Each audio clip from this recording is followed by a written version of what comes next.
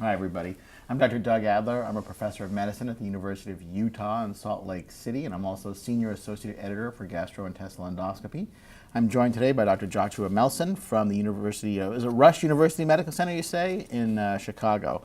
And today we're going to be discussing his paper, Alternative Approaches to Polyp Extraction in Colonoscopy, a proof of principle study. A bit of a disruptive study you've come up with here. Thank you. So you were looking at different ways to get a polyp from the point where after it's been removed endoscopically to the point where it's physically out of the patient without essentially disrupting or fragmenting the polyp. That's correct. And where did this idea come from? Because I think most of us, are just for the last whatever years have just been suctioning that polyp through and pulling it out of a trap if we don't pull it out, for example, with a forceps or a Roth net or something. Where did this all come from? Right. Well, in endoscopy, we don't have a metric for polypectomy quality, unlike the surgeons where we have a surgical resection and it's described as either an R1 or an R0 resection.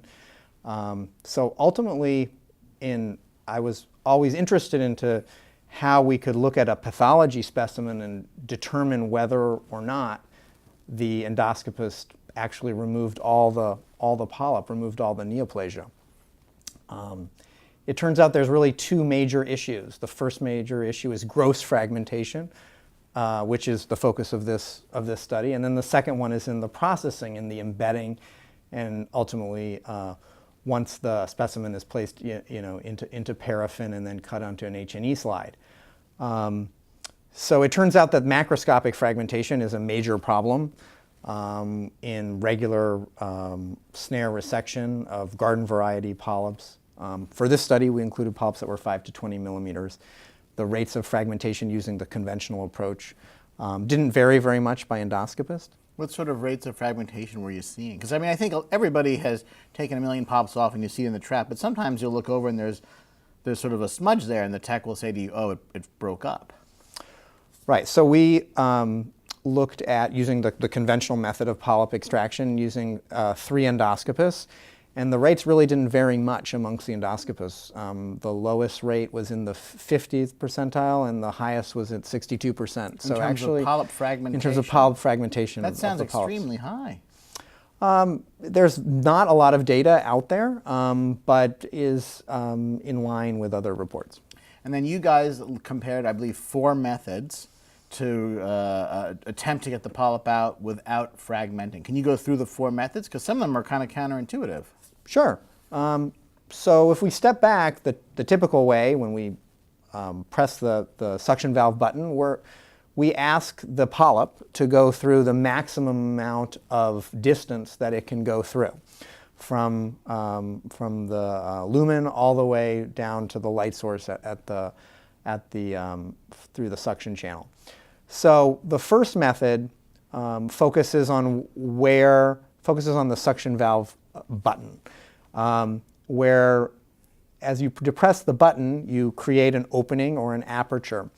There are different ways that endoscopists might press the button. As you can imagine, the nervous habit pressing of the button open and closes that orifice, and that might allow for shearing. So the first approach that we did was as a comparison to regular pressing the button normally, was to simply remove the button and to cover it with a finger. And this is method 2 in the paper. That is method 2. There we showed... thereby creating the suction with your finger over the valve orifice just manually. That is correct. But that also shortens the path that the polyp has to transit, correct? No, it doesn't, because now the polyp is still going through the entirety of the scope out to the light source. You're simply just covering, you're taking the valve, perhaps changing some of the shearing forces at that angulation at the suction valve button. And downsides to taking the valve off in terms of scope operation? I didn't really find that there was significant downsides. You can still suction well. There might be there's the splatter concern, not to minimize that. But I don't really think that that's a simple approach that can be used that modestly reduced rates from down to around the mid 40%.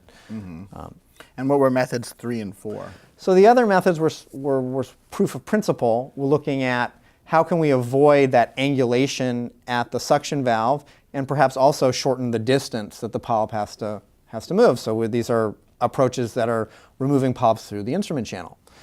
So the first approach was Method 3. Method 3, focused at the instrument channel, was taking the what's called the mini polyp retriever that US Endoscopy makes, and taking the polyp through the net, slowly closing it and extracting the polyp. And we showed significantly lower rates of fragmentation. Now that has a certain cost to it, which is probably going to be thought of as disadvantageous based on the cost of that of the net. So then the follow-up, which was actually taking the trap and applying it to the instrument channel with the cap of the instrument channel removed. That has some certain issues in terms of kind of finagling that the right way, but as we showed, is doable and leads to low fragmentation rates.